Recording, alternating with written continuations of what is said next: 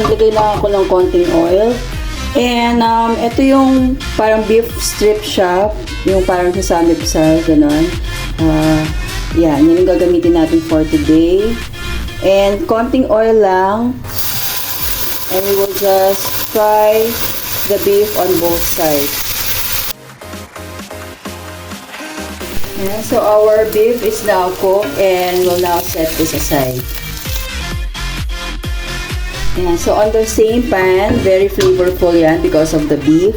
Maglagay tayo ng konting oil. Konti lang dahil meron na siya. Yeah, so mainit na yung ating oil. Ito, green onions or yung tinatawag na leek, daw ng sibuyas. Ayan, so konti lang, mga around 2 tablespoons. Ito. Depende kung gaano karami yung rice niyo. Ganyan rin tayo ng 1 white onion that I also chop.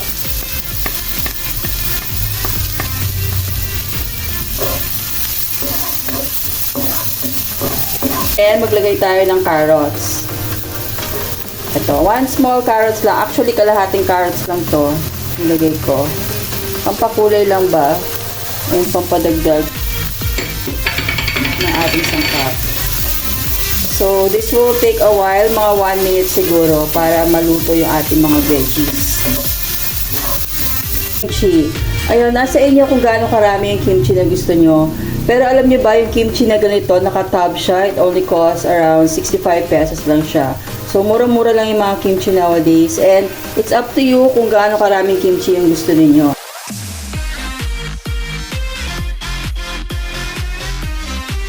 So, nag-create ako ng konting well sa gitna. And ilagay na natin yung ating day-old rice. So, mga around 3 cups to ng day-old rice. So, I'm putting ito, sesame oil. So, around 1 tablespoon of sesame oil. Gochujang. Optional lang to ha, gochujang. Mura lang to, 50 pesos lang siya sa Korean grocery. So, ito yung pinaka parang labuyo nila na naka-paste. Yun. So, ayan, mga around 1 tablespoon. Salt. Ayan, sinan natin yung ating kanin. And tayo ng pepper. Ayan, so mix na natin lahat. Ayan, ang ganda na ng kulay ng ating kimchi fried rice. And for our secret ingredient, 1 tablespoon of butter. So, patunawin natin siya and i-mix natin siya.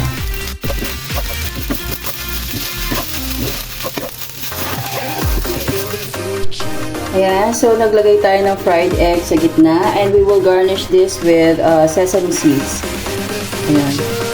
Ito natin na sesame seeds all over. Ayan.